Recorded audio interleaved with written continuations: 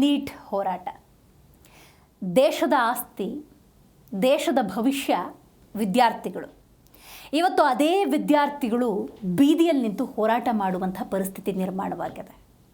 Neat ಪ್ರಶ್ನೆ ಪತ್ರಿಕೆ ಸೋರಿಕೆ ಅನ್ನುವಂಥ ವಿಚಾರ ದೇಶದಾದ್ಯಂತ ಕಿಚ್ಚನ್ನು ಹೆಚ್ಚು ಮಾಡಿದೆ. ಇವತ್ತು ಅದೇ ವಿದ್ಯಾರ್ಥಿಗಳು ರಸ್ತೆಯಲ್ಲಿ ಪ್ರತಿಭಟನೆ ಮಾಡಿ ರಕ್ತ ಸುರಿಸುವಂಥ ಪರಿಸ್ಥಿತಿ ನಿರ್ಮಾಣವಾಗಿದೆ. ವಿಶೇಷವಾಗಿ ಈ ಒಂದು ಪ್ರತಿಭಟನೆಗೆ ಸಂಬಂಧಪಟ್ಟಂತೆ ಕೆಲವೊಂದು ರಾಜಕೀಯ ಪಕ್ಷಗಳು ತಮ್ಮದೇ ಆದಂತಹ ಬೆಂಬಲವನ್ನು ಸೂಚಿಸಿದ್ದಾವೆ.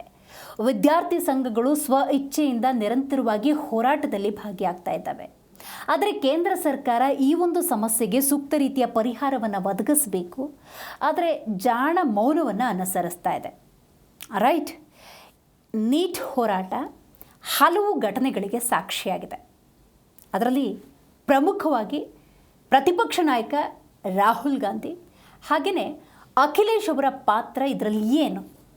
ಇವತ್ತು ಪ್ರಧಾನಿ ನರೇಂದ್ರ ಮೋದಿ ಮನೆಯ ಮುಂದೆ ಯಾವ ರೀತಿಯ ಹೈಡ್ರಾಮಾ ನಡೆಯಿತು ಅಥವಾ ಹೋರಾಟ ನಡೆಯಿತು, ಅಲ್ಲಾದಂಥ ಘಟನೆಗಳೇನು, ಇದೆಲ್ಲವನ್ನು ಡೀಟೇಲಾಗಿ ನೋಡ್ತಾ ಹೋಗೋಣ. ಯಾಕಂದರೆ ಇದು ವಿದ್ಯಾರ್ಥಿಗಳ ಹೋರಾಟ. ವಿದ್ಯಾರ್ಥಿ ದೇಶದ ಆಸ್ತಿ ಅಂತ ಹೇಳೋದಲ್ಲ, ಅದನ್ನು ಪರಿಪಾಲನೆ ಮಾಡಬೇಕಾಗತ್ತೆ ಯಾವುದೇ ಸರ್ಕಾರ ಇದ್ದರೂ ಕೂಡ. ಆದರೆ ಅಂಥ ಘಟನೆಗಳು ಜರುಗ್ತಾ ಇಲ್ಲ. ಜಾಣ ಮೌನವನ್ನು ದೊಡ್ಡ ದೊಡ್ಡ ನಾಯಕರು ಅನುಸರಿಸ್ತಾ ಇದ್ದಾರೆ. ಈ ನಿಟ್ಟಿನಲ್ಲಿ ಪ್ರತಿಭಟನೆಯ ಕಿಚ್ಚು ಅನ್ನೋದು ಹಂತ ಹಂತವಾಗಿ ಹೆಚ್ಚಾಗ್ತಾ ಇದೆ. ವಿಶೇಷವಾಗಿ ಮೊದಲ ವಿಚಾರ, ಪ್ರಧಾನಿ ನರೇಂದ್ರ ಮೋದಿ ಮನೆಯ ಮುಂದೆ ಹೋರಾಟದ ಕಿಚ್ಚು ಅನ್ನೋದು ಹೆಚ್ಚಾಗಿತ್ತು. ರಾಹುಲ್ ಗಾಂಧಿ, ಕಾಂಗ್ರೆಸ್ನ ಕಾರ್ಯಕರ್ತರು, ಹೀಗೆ ಹಲವರು ಪ್ರಧಾನಿ ನರೇಂದ್ರ ಮೋದಿ ಅವರ ಮನೆಯ ಮುಂದೆ ಹೋರಾಟವನ್ನು ಮಾಡಿದ್ರು. ಪರಿಸ್ಥಿತಿ ವಿಕೋಪಕ್ಕೆ ಹೋಯಿತು. ತಳ್ಳಾಟ, ನೂಕಾಟಗಳು ಜಾಸ್ತಿ ಆಯಿತು. ಅಖಿಲೇಶ್ ಅವರು ಕೂಡ ಈ ಸಂದರ್ಭದಲ್ಲಿದ್ದರು. ದೇಶದಲ್ಲಿ ಆಗ್ತಿರುವಂತಹ ಶೈಕ್ಷಣಿಕ ವ್ಯವಸ್ಥೆಯಲ್ಲಿ ಆಗ್ತಿರುವಂತಹ ಅನ್ಯಾಯವನ್ನು ಈ ನಾಯಕರು ಪ್ರಧಾನಿ ನರೇಂದ್ರ ಮೋದಿಯವರ ಮುಂದೆಯೇ ಪ್ರದರ್ಶನ ಮಾಡುವಂಥ ಕೆಲಸಕ್ಕೆ ಮುಂದಾಗಿದ್ದಾರೆ. ಇದಕ್ಕೆ ಸಂಬಂಧಪಟ್ಟಂಥ ಒಂದಷ್ಟು ಬ್ರೇಕಿಂಗ್ ಅಪ್ಡೇಟ್ ಇದೆ, ಅದನ್ನು ನೋಡ್ತಾ ಹೋಗೋದಾದರೆ ಹೌದು, ವಿಶೇಷವಾಗಿ ಇವತ್ತಾದಂತಹ ಬೆಳವಣಿಗೆ ಇದು. ರಾಹುಲ್ ಗಾಂಧಿ ಪ್ರಧಾನಿ ನರೇಂದ್ರ ಮೋದಿಯವರ ಮನೆಯ ಮುಂದೆ ತಮ್ಮ ಆಕ್ರೋಶವನ್ನು ಹೊರಹಾಕಿದ್ದಾರೆ. ರೈಟ್, ಪೊಲೀಸರು ಹಾಗೂ ಕೈ ಕಾರ್ಯಕರ್ತರ ನಡುವೆ ತಳ್ಳಾಟ, ನೂಕಾಟ ಜಾಸ್ತಿಯಾಗಿತ್ತು. ಪ್ರತಿಭಟನಾ ನಿರತ ರಾಹುಲ್ ಗಾಂಧಿಯವರನ್ನು ಅಂತಿಮವಾಗಿ ವಶಕ್ಕೆ ಪಡೆದುಕೊಳ್ಳಲಾಯಿತು. ನೀಟ್ ಹೋರಾಟ ಇದು. ಈಗ ಕಾಂಗ್ರೆಸ್ನ ಇಂಟರ್ಫಿಯರೆನ್ಸನ್ನು ಬೇರೆ ಬೇರೆ ರೀತಿ ವಿಶ್ಲೇಷಣೆ ಮಾಡಲಾಗುತ್ತೆ. ಅದನ್ನು ನಾನು ಸೆಕೆಂಡ್ ಪಾರ್ಟಲ್ಲಿ ಹೇಳ್ತೀನಿ. ರೈಟ್ ನಾವು ಏನಾಗಿದೆ ನೋಡೋದಾದರೆ, ಪೊಲೀಸರು ವಶಕ್ಕೆ ಪಡೆಯುವಾಗ ನೆಲದ ಮೇಲೆ ಮಲಗಿ ವಿರೋಧವನ್ನು ವ್ಯಕ್ತಪಡಿಸಲಾಯಿತು. ಪ್ರಿಯಾಂಕಾ ಗಾಂಧಿ, ಅಖಿಲೇಶ್ ಯಾದವ್ ಕೂಡ ಪೊಲೀಸ್ ವಶಕ್ಕೆ. ಆಗಿರುವಂಥ ಡೆವಲಪ್ಮೆಂಟ್ಸ್ ಇದು. ಯಾವುದೇ ಕಾರಣಕ್ಕೂ ಈ ಹೋರಾಟವನ್ನು ಕೈ ಬಿಡೋದಿಲ್ಲ ಅಂತ ಹೇಳಿ ರಾಹುಲ್ ಗಾಂಧಿ ಹೇಳಿದ್ದಾರೆ. ಅಹೋರಾತ್ರಿ ಧರಣಿಗೆ ಕರೆ ಕೊಟ್ಟಿದ್ದರು ಕಾಂಗ್ರೆಸ್ ನಾಯಕ ರಾಹುಲ್ ಗಾಂಧಿ. ಹೌದು, ಯಾಕಂದರೆ ಪರಿಸ್ಥಿತಿ ಆ ಮಟ್ಟಕ್ಕೆ ಹೊರಹೊಮ್ಮಿದೆ. ನೋಡಿ, ನೀಟ್ ಪೇಪರ್ ಸೋರಿಕೆ, ಪರೀಕ್ಷಾ ಅಕ್ರಮಗಳ ವಿರುದ್ಧ ಸಿಡಿದೆದ್ದಿದೆ ಕಾಕ್ರೋಚ್ ಜನತಾ ಪಾರ್ಟಿ ಅಥವಾ CJP. ಇದರ ಅಡಿಯಲ್ಲಿ ಸಂಘಟಿತರಾಗಿರುವಂಥ ಹಲವಾರು ಲಕ್ಷಾಂತರ ವಿದ್ಯಾರ್ಥಿಗಳು ಈಗಾಗಲೇ ಹೋರಾಟವನ್ನು ಮಾಡ್ತಾ ಇದ್ದಾರೆ. ಇಂಥ ಸಂದರ್ಭದಲ್ಲಿ ಹೋರಾಟಕ್ಕೆ ಒಂದು ಕಡೆ ವಿದ್ಯಾರ್ಥಿಗಳು, ಭಾರತದ ಯುವ ಸಮೂಹ ತಮ್ಮದೇ ಆದಂತಹ ಬಾಹ್ಯ ಬೆಂಬಲವನ್ನು ಸೂಚಿಸಿದ್ದಾರೆ. ಸ್ವತಃ ಲಕ್ಷಾಂತರ ಮಂದಿ ಈಗಾಗಲೇ ಹೋರಾಟವನ್ನು ಮಾಡ್ತಾ ಇದ್ದಾರೆ. ಇದು ಒಂದು ಭಾಗ. ರಾಜಕೀಯವಾಗಿ ನಾವು ನೋಡ್ತಾ ಹೋಗೋದಾದರೆ ಇವತ್ತಾದಂಥ ಡೆವಲಪ್ಮೆಂಟ್, ರಾಹುಲ್ ಗಾಂಧಿಯವರು ಈ ಪ್ರತಿಭಟನೆಗೆ ಬೆಂಬಲವನ್ನು ಸೂಚಿಸಿದ್ದಾರೆ. ನಿನ್ನೆ ಮಲ್ಲಿಕಾರ್ಜುನ್ ಖರ್ಗೆ ಅವರು ಕೂಡ ಇದರ ಬಗ್ಗೆ ಮಾತಾಡ್ತಿದ್ರು, AICC ಅಧ್ಯಕ್ಷರು. ಅಂದರೆ ಕೇಂದ್ರ ಸರ್ಕಾರ ಶುಡ್ ರಿಯಾಕ್ಟ್, ಮಾತಾಡಬೇಕಾಗತ್ತೆ. ಆ ನಿಟ್ಟಿನಲ್ಲಿ ಹಲವಾರು ಬೆಳವಣಿಗೆಗಳು ನಡೀತಾ ಇದ್ದಾವೆ. ಇವತ್ತು ಪ್ರಿಯಾಂಕಾ ಗಾಂಧಿ ಇರ್ಬೋದು, ಅಖಿಲೇಶ್ ಇರ್ಬೋದು, ಇವರೆಲ್ಲರೂ ಕೂಡ ಪ್ರಧಾನಿ ನರೇಂದ್ರ ಮೋದಿಯವರ ಮನೆಯ ಮುಂದೆ ಯಾವ ರೀತಿ ಹೋರಾಟದಲ್ಲಿ ಭಾಗಿಯಾಗಿದ್ರು ಅನ್ನೋದನ್ನು ಗಮನಿಸ್ಬೋದು. ಎಟ್ ದ ಸೇಮ್ ಟೈಮ್ ನೋಡಿ, ರಾಹುಲ್ ಗಾಂಧಿಯವರು ನೆಲದ ಮೇಲೆ ಮಲಗಿ ಈ ಹೋರಾಟವನ್ನು ಎಟ್ ಎನಿ ಕಾಸ್ಟ್ ಕೈ ಬಿಡೋದಿಲ್ಲ ಅನ್ನುವಂಥ ಸ್ಪಷ್ಟ ಸಂದೇಶವನ್ನು ರವಾನೆ ಮಾಡಿದ್ದಾರೆ. ಪ್ರಿಯಾಂಕಾ ಗಾಂಧಿ, ರಾಹುಲ್ ಗಾಂಧಿ, ಅಖಿಲೇಶ್ ಇವರೆಲ್ಲರನ್ನು ಕೂಡ ಪೊಲೀಸ್ನವರು ವಶಕ್ಕೆ ಪಡೆದುಕೊಂಡಿದ್ದಾರೆ. Right, cockroach Janata party. ಈ ಕಾಕ್ರೋಚ್ ಜನತಾ ಪಾರ್ಟಿಯ ಬಗ್ಗೆ ನೋಡಲೇಬೇಕು. ಅಂದರೆ ದೇಶದಲ್ಲಿ ಆಗ್ತಿರುವಂತಹ ಪ್ರಶ್ನೆ ಪತ್ರಿಕೆ ಸೋರಿಕೆ ಇರ್ಬೋದು, ಪರೀಕ್ಷಾ ಅಕ್ರಮಗಳಿರ್ಬೋದು, ಪ್ರತಿಪಕ್ಷವಾಗಿ ಕಾಂಗ್ರೆಸ್ ವಿರೋಧಿಸ್ತಾ ಎಸ್ ವಿರೋಧಿಸಿದೆ. ಪರಿಣಾಮಕಾರಿಯಾಗಿ ವಿರೋಧಿಸಿದೆಯಾ ಅಂತ ಕೇಳಿದ್ರೆ ಉತ್ತರ ಇಲ್ಲ ಅಂತ ಹೇಳ್ಬೋದು. ಇವತ್ತು ರಾಹುಲ್ ಗಾಂಧಿ ಅವರು ಬಂದಿರ್ಬೋದು ಹೋರಾಟಕ್ಕೆ, ಅವರನ್ನು ವಶಕ್ಕೂ ಕೂಡ ಪಡ್ಕೊಂಡಿರಬಹುದು. ಆದರೆ ಬಹಳ ಮುಖ್ಯವಾಗಿ ನಾವಿಲ್ಲಿ ಗಮನಿಸಬೇಕಾಗುತ್ತೆ ಯಾವ ರೀತಿ ಹೋರಾಟಗಳಾಗ್ತಾ ಇದೆ, ಯಾರು ಹೋರಾಟವನ್ನು ಮಾಡ್ತಾ ಇದ್ದಾರೆ ಅಂತ. ಇವತ್ತು ರಾಹುಲ್ ಗಾಂಧಿ ಅವರು ಬಂದಿರೋದ್ರಿಂದಾಗಿ ಕಾಂಗ್ರೆಸ್ ಸ್ಪಾನ್ಸರ್ಡ್ ಹೋರಾಟ ಅಂತ ವಿಶ್ಲೇಷಣೆಗಳು ಬರಬಹುದು. ಬಟ್ ಅಸಲಿಗೆ ನೆಟ್ ಮತ್ತು CBSE ಪರೀಕ್ಷಾ ಅಕ್ರಮಗಳಿಂದ ಲಕ್ಷಾಂತರ ವಿದ್ಯಾರ್ಥಿಗಳ ಭವಿಷ್ಯ ಕತ್ತಲಿಗೆ ತಳ್ಳಲ್ಪಟ್ಟ ಬೆನ್ನಲ್ಲೇ ಅಭಿಜಿತ್ ದೀಪ್ಗೆ ನೇತೃತ್ವದಲ್ಲಿ ಮೇ 10ರಿಂದ ಉದಯಿಸಿದ ಕಾಕ್ರೋಚ್ ಜನತಾ ಪಾರ್ಟಿ ಅಂದರೆ CJP ದೇಶದಾದ್ಯಂತ ಬೃಹತ್ ರೋಷಾಗ್ನಿಯಾಗಿ ರೂಪಾಂತರಗೊಂಡಿದೆ. ಜೂನ್ 11ರಂದು ಪುಣೆ ವಿಶ್ವವಿದ್ಯಾಲಯದಿಂದ ಶಿಕ್ಷಣ ಸುಧಾರಣಾ ಅಭಿಯಾನಕ್ಕೆ ಚಾಲನೆಯನ್ನು ನೀಡಿದ ಈ ಸಂಘಟನೆ ಅಕ್ರಮದಿಂದ ಬಾಧಿತರಾದ ಪ್ರತಿಯೊಬ್ಬ ವಿದ್ಯಾರ್ಥಿಗೆ ತಲಾ 10,000 ರೂಪಾಯಿ ಪರಿಹಾರ ನೀಡಬೇಕು ಅಂಥೇಳಿ ಆಕ್ರೋಶಗೊಂಡಿದೆ, ಆಗ್ರಹಪಡಿಸಿದೆ. ಜೂನ್ 20ರಿಂದ ನೀವು ಗಮನಿಸ್ತಾ ಇದ್ದೀರಿ, ದೆಹಲಿಯ ಜಂತರ್ ಮಂತರ್ನಲ್ಲಿ ಸಾವಿರಾರು ಯುವಕರು ತಟ್ಟೆ ಚಮಚ ಬಡಿಯುವ ಮೂಲಕ ಸರ್ಕಾರದ ವಿರುದ್ಧ ವಿನೂತನವಾಗಿ ಪ್ರತಿಭಟನೆ ನಡೆಸಿದರು. ಪ್ರಧಾನಿ ನರೇಂದ್ರ ಮೋದಿಯವರ ವಾರಣಾಸಿ ಕ್ಷೇತ್ರದಲ್ಲೂ ಕೂಡ ವಿದ್ಯಾರ್ಥಿಗಳು ಬೀದಿಗಿಳಿದು ಹೋರಾಟವನ್ನು ನಡೆಸಿದರು. ಇದರ ಮುಂದುವರೆದ ಭಾಗವನ್ನು ನೋಡ್ತಾ ಹೋಗೋಣ. ಅಫ್ಕೋರ್ಸ್ ಈ ಒಂದು ದೊಡ್ಡ ಹೋರಾಟದಲ್ಲಿ ಕೇಂದ್ರ ಬಿಂದು ಅಂತ ಹೇಳಿದ್ರೆ ಸೋನಮ್ ವಾಂಗ್ಚುಕ್. ಸೋನಮ್ ವಾಂಗ್ಚುಕ್ ಅವರು ಹೋರಾಟವನ್ನು ಮಾಡ್ತಾ ಇಲ್ಲ, ಹೋರಾಟದ ಮುಂದುವರೆದ ಭಾಗ, ಹೋರಾಟಕ್ಕಿಂತಲೂ ದೊಡ್ಡ ಮಟ್ಟಿಗಿನ ಪ್ರತಿಭಟನೆಯನ್ನು ಮಾಡ್ತಾ ಇದ್ದಾರೆ. ಉಪವಾಸ ಸತ್ಯಾಗ್ರಹವನ್ನು ಮಾಡ್ತಾ ಇದ್ದಾರೆ. ರೈಟ್, ಅದಕ್ಕೆ ಸಂಬಂಧಪಟ್ಟಂಥ ಒಂದಷ್ಟು ಡೀಟೇಲ್ಸ್ ನಿಮಗಾಗಿ. ಈಗಾಗಲೇ 20 ದಿವಸಗಳಿಗೂ ಹೆಚ್ಚು ಕಾಲ ನಿರಂತರವಾಗಿ ಮಾಡ್ತಾ ಇರುವಂತಹ ಉಪವಾಸ ಸತ್ಯಾಗ್ರಹ ಇದು. ಇಂಥ ಒಂದು ಸನ್ನಿವೇಶದಲ್ಲಿ ಕೇಂದ್ರದ ಪ್ರತಿನಿಧಿ ಸ್ವತಃ ಸಚಿವರು ಮುಂದೆ ಬರಬೇಕಾಗತ್ತೆ, ಮಾತಾಡಬೇಕಾಗತ್ತೆ. ಅವರ ಗೌರವಕ್ಕೇನು ಚ್ಯುತಿ ಬರೋದಿಲ್ಲ. ಬಟ್ ಅಂಥ ಕೆಲಸಗಳಾಗ್ತಾ ಇಲ್ಲ.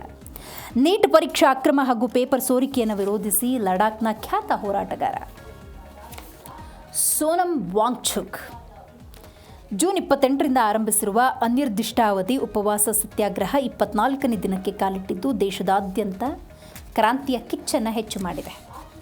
ಧರ್ಮೇಂದ್ರ ಪ್ರಧಾನ್ ರಾಜೀನಾಮೆ, NTA ಅಮೂಲಾಗ್ರ ಪುನರ್ರಚನೆ, ಸಂಸದರ ಭೇಟಿಗೆ ವಿದ್ಯಾರ್ಥಿಗಳಿಂದ ಮುಕ್ತ ಅವಕಾಶ ನೀಡಬೇಕು ಅಂತ ಹೇಳಿ ಪ್ರಮುಖ ಬೇಡಿಯೊಂದಿಗೆ ಕೇವಲ ಉಪ್ಪು ನೀರು ಇದನ್ನಷ್ಟೇ ಸೇವಿಸ್ತಾ ಇದ್ದಾರೆ ಸೋನಮ್ ವಾಂಗ್ಚುಕ್. ಸದ್ಯಕ್ಕಿರುವಂಥ ಮಾಹಿತಿಯ ಪ್ರಕಾರ ಅಂದಾಜು 9 kgಗೂ ಹೆಚ್ಚು ತೂಕವನ್ನು ಕಳ್ಕೊಂಡಿದ್ದಾರೆ. ಆರೋಗ್ಯ ಸ್ಥಿತಿ ಕೂಡ ಗಂಭೀರ ಹಂತವನ್ನು ತಲುಪಿದೆ. ಸಂಸತ್ ಚಲೋ ವೇಳೆ ಪೊಲೀಸರು ವಿದ್ಯಾರ್ಥಿಗಳ ಮೇಲೆ ಲಾಠಿ ಚಾರ್ಜನ್ನು ನಡೆಸ್ತಾರೆ, ಟೆಂಟ್ ಧ್ವಂಸ ಮಾಡ್ತಾರೆ. ಇದಕ್ಕೆ ಜುಲೈ 20ರಂದು ತೀವ್ರ ರೀತಿಯ ಆಕ್ರೋಶ ವ್ಯಕ್ತವಾಗುತ್ತೆ. ಅಂದರೆ ನಿನ್ನೆ ದೆಹಲಿಯ ಹೈಕೋರ್ಟ್ ಆದೇಶದಂತೆ ಸಫ್ದರ್ಜಂಗ್ ಆಸ್ಪತ್ರೆಯ ದಿಗ್ಬಂಧನದಿಂದ ಬಿಡುಗಡೆಯಾಗಿ ಪ್ರಸ್ತುತ ಮೇದಾಂತ ಆಸ್ಪತ್ರೆಗೆ ಸ್ಥಳಾಂತರಗೊಂಡಿದ್ದಾರೆ ಸೋನಮ್ ವಾಂಗ್ಚುಕ್. ಆದರೆ ಉಪವಾಸ ಮುಂದುವರೆಸಿದ್ದಾರೆ. ವಿದ್ಯಾರ್ಥಿ ಪ್ರತಿನಿಧಿಗಳಿಗೆ ಸಂಸದರನ್ನು ಭೇಟಿಯಾಗಲು ಅವಕಾಶ ಸಿಗುವವರೆಗೂ ಕೂಡ ಈ ಹೋರಾಟ ನಿರಂತರ ಅಂಥೇಳಿ ಭೀಷ್ಮ ಶಪಥ ಮಾಡಿದ್ದಾರೆ. ಹೌದು, ಕೆಲವೊಮ್ಮೆ ಹೋರಾಟಗಳು ಈ ಹಂತಕ್ಕೆ ಬಂದು ಹೋಗುತ್ತೆ. ಕೆಲವೊಮ್ಮೆ ಹೋರಾಟಗಳು ಶಾಂತಿಯುತವಾಗಿ ನಡೆಯುತ್ತೆ, ದೇಶದಲ್ಲಿ ಸಂಚಲನವನ್ನು ಹುಟ್ಟುಹಾಕತ್ತೆ. ಕಾರಣ ಈ ಹೋರಾಟ ವಿದ್ಯಾರ್ಥಿಗಳ ಭವಿಷ್ಯಕ್ಕೆ ಸಂಬಂಧಪಟ್ಟದ್ದು. ಹೌದು, ರಕ್ತಸಿಕ್ತವಾಗಿದೆ. ಸಂಸತ್ ಚಲೋ ಪಾದಯಾತ್ರೆ ಆಗಬಾರ್ದಾಗಿತ್ತು, ಹೀಗಾಗಲೇಬಾರ್ದಾಗಿತ್ತು. ಶಾಂತಿಯುತವಾಗಿ ಒಂದು ಹಂತದಲ್ಲಿ ಪ್ರತಿಭಟನೆ ಆಗ್ತಿದ್ದಾಗ ಅದಕ್ಕೆ ಪ್ರತಿಕ್ರಿಯೆ ನೀಡೋದಕ್ಕೆ ಹಲವಾರು ಮಾರ್ಗಗಳಿದ್ದಾವೆ. ಅದನ್ನು ಕೇಂದ್ರ ಸರ್ಕಾರ ಅನುಸರಿಸಲಿಲ್ಲ. ಕೇಂದ್ರ ಸರ್ಕಾರ ಕೊಡುವಂಥ ಕಾರಣಗಳನ್ನು ವಿದ್ಯಾರ್ಥಿಗಳು ಒಪ್ಪಿಕೊಳ್ತಾ ಇಲ್ಲ. ಸಂಸತ್ ಚಲೋ, ಸಂಸತ್ಗೆ ಮುತ್ತಿಗೆ ಹಾಕುವಂಥ ಪ್ರಯತ್ನ, ಲಾಠಿ ಪ್ರಹಾರ ಆಗುತ್ತೆ. ವಿದ್ಯಾರ್ಥಿಗಳನ್ನು ಅಟ್ಟಾಡಿಸ್ಕೊಂಡು ಹೊಡೆಯಲಾಗುತ್ತೆ. ಪರಿಸ್ಥಿತಿಯನ್ನು ಹತೋಟಿಗೆ ತರುವಂಥ ಪ್ರಯತ್ನ, ಲಾಠಿ ಪ್ರಹಾರ. ಅದಕ್ಕೆ ಸಂಬಂಧಪಟ್ಟಂಥ ಒಂದಷ್ಟು ಮಾಹಿತಿ ನಿಮ್ಮ ಮುಂದೆ. ಸಂಸತ್ನ ಮುಂಗಾರು ಅಧಿವೇಶನದ ಮೊದಲೇ ಆದಂಥ ಘಟನೆ ಇದು. ಸಂಸತ್ನ ಮುಂಗಾರು ಅಧಿವೇಶನದ ಮೊದಲೇ ಆದಂಥ ಘಟನೆ. ಸೋಮವಾರದಿಂದ ಅಧಿವೇಶನ ಆರಂಭ ಆಯಿತು. ಅದಕ್ಕೂ ಪೂರ್ವದಲ್ಲಾದಂಥ ಘಟನೆ.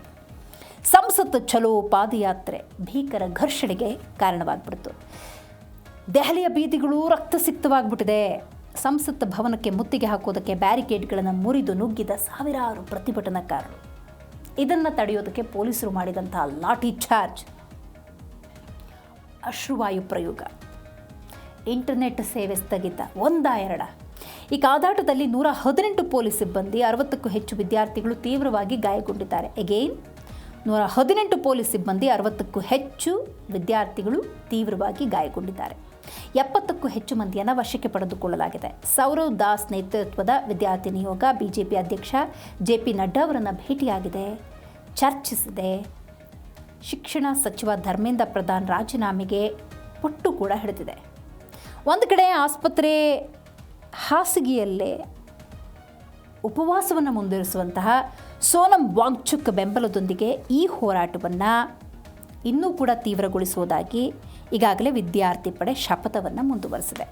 ಇನ್ನು ಭಾರತವನ್ನು ಬಾಂಗ್ಲಾ ಮತ್ತು ನೇಪಾಳ ಮಾಡ್ತೀವಿ ಅಂತ ಏನಾದರೂ ಹೇಳಿಕೆಯನ್ನು ಕೊಟ್ಟರೆ, ಯಾಕಂದರೆ ಇಂಥ ಯುದ್ಧದ ಸನ್ನಿವೇಶದಲ್ಲಿ ಇಂಥ ಒಂದು ಆಕ್ರೋಶ ಅನ್ನೋದು ಹೆಚ್ಚಾಗಿದೆ ಅನ್ನೋದಾದರೆ, ಯಾಕಂದರೆ ವಿದ್ಯಾರ್ಥಿಗಳು ಸಿಡಿದಿದ್ದರೆ, ವಿದ್ಯಾರ್ಥಿಗಳು ಪ್ರತಿಭಟನೆಯ ಹಾದಿಯನ್ನು ಹಿಡಿದ್ರೆ ಅದು ಯಾವ ವಿಕೋಪವನ್ನು ಕೂಡ ತಲುಪಬಹುದು. ಆ ನಿಟ್ಟಿನಲ್ಲಿ ನೋಡ್ತಾ ಹೋಗೋದಾದರೆ ಒಂದೊಂದು ಹೇಳಿಕೆಗಳು ಕೂಡ ಬಹಳ ಮುಖ್ಯ ಆಗುತ್ತೆ. ಈ ಆಯಾಮದಲ್ಲಿ ಸಂಸತ್ ಚಲೋ ಮೆರವಣಿಗೆಯ ವೇಳೆ ದೇಶದಾದ್ಯಂತ ಚರ್ಚೆಗೆ ಕಾರಣವಾಗಿದೆ ಕೆಲವೊಂದು ಘೋಷಣೆಗಳು.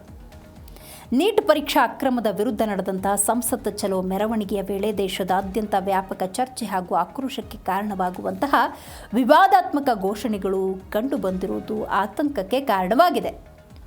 ಹೌದು, ಪ್ರತಿಭಟನಾಕಾರರು ಪೊಲೀಸರ ವಾಹನಗಳನ್ನು ಧ್ವಂಸಗೊಳಿಸಿ ಸಾರ್ವಜನಿಕ ಆಸ್ತಿಗೆ ಹಾನಿ ಮಾಡಿದ್ದು ನ್ಯಾಯಯುತ ಯುವ ಹೋರಾಟದ ಹಾದಿಯನ್ನು ತಪ್ಪಿಸುವುದಕ್ಕೆ ದೇಶ ವಿರೋಧಿ ಶಕ್ತಿಗಳ ಕೈವಾಡ ಇದೆಯಾ ಅನ್ನುವಂಥ ಪ್ರಶ್ನೆ ಉದ್ಭವಿಸಿದೆ.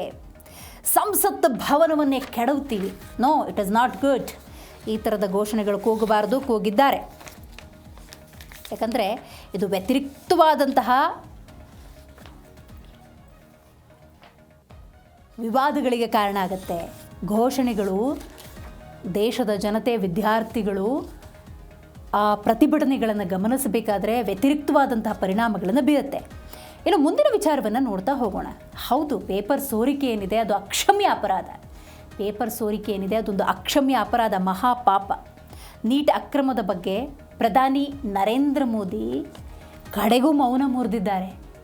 ಹಿ ಸ್ಪೋಕ್, ಮಾತಾಡಿದ್ದಾರೆ. ಜಾಣ ಮೌನವನ್ನು ಅನುಸರಿಸಿದ್ರು ಪ್ರಧಾನಿ ನರೇಂದ್ರ ಮೋದಿ. ಪ್ರತಿಪಕ್ಷಗಳ ಆರೋಪವನ್ನು ಉಲ್ಲೇಖ ಮಾಡೋದಾದರೆ ಸುದೀರ್ಘ 12 ವರ್ಷ ದೇಶದಲ್ಲಾಗಿರುವಂಥ ಹಲವಾರು ಘಟನೆಗಳಿಗೆ ಮೋದಿ ಮಾತಾಡೇ ಇಲ್ಲ, ನರೇಂದ್ರ ಮೋದಿಯವರು ಮಾತಾಡೇ ಇಲ್ಲ. ಕಡೆಗೂ ಈ ವಿದ್ಯಾರ್ಥಿಗಳ ಹೋರಾಟ ಯಾವಾಗ ತಾರಕಕ್ಕೇರ್ತೋ ಆಗ ಮಾತಾಡಿದ್ದಾರೆ. ವಿದ್ಯಾರ್ಥಿಗಳ ಭವಿಷ್ಯದ ಜೊತೆ ಆಟವಾಡುವಂತಹ ಯಾರನ್ನೂ ಕೂಡ ಬಿಡೋದಿಲ್ಲ ಅಂತ ಖಡಕ್ ಸಂದೇಶವನ್ನು ರವಾನೆ ಮಾಡಿದ್ದಾರೆ.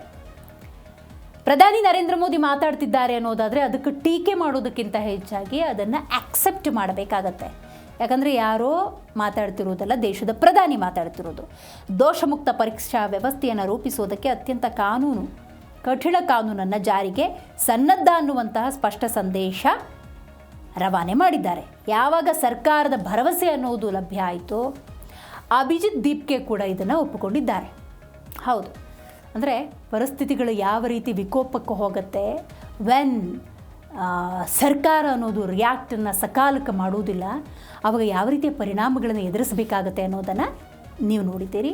ಅದಕ್ಕೆ ಉದಾಹರಣೆ, ಜ್ವಲಂತ ಉದಾಹರಣೆ ನೀಟ್ ಪ್ರಶ್ನೆ ಪತ್ರಿಕೆ ಸೋರಿಕೆ. ಸೊ ಇವತ್ತಿನ DNA ನೀವು ಗಮನಿಸಿದ್ದೀರಿ, ಒಂದು ಕಡೆ ಅಮೇರಿಕ ಮತ್ತು ಇರಾನ್ನ ಯುದ್ಧ, ಮಗದೊಂದು ಕಡೆ ರಷ್ಯಾ ಮತ್ತು ಉಕ್ರೇನ್ನ ಯುದ್ಧದಲ್ಲಿ ಭಾರತದ ನಾವಿಕರ ಸಾವು, ಭಾರತ ಅದಕ್ಕೆ ಯಾವ ರೀತಿ ರಿಯಾಕ್ಟ್ ಮಾಡಿದೆ ಅಂತ ಹೇಳಿ. ಮೂರನೇದಾಗಿ ನೀವಾಗಲೇ ಗಮನಿಸಿದ್ರಿ, ಪಾಕಿಸ್ತಾನ ಈಗಾಗಲೇ ಕೊಟ್ಟಂಥ ಹೇಳಿಕೆಗಳು ಕುಡಿಯೋ ನೀರಿಗೆ ಯಾವ ರೀತಿ ಇವತ್ತು ಕೆನಡಾಕ್ಕೆ ಅಂಗಲಾಚ್ತಾ ಇದೆ ಅಂತ. ಇನ್ನು ಪ್ರಮುಖವಾಗಿ ರಾಷ್ಟ್ರದಲ್ಲಾಗಿರುವಂಥ ನೀಟ್ ಪ್ರಶ್ನೆ ಪತ್ರಿಕೆ ಸೋರಿಕೆಯ ಪ್ರತಿಭಟನೆಯ ಹಾದಿ ಏನಿತ್ತು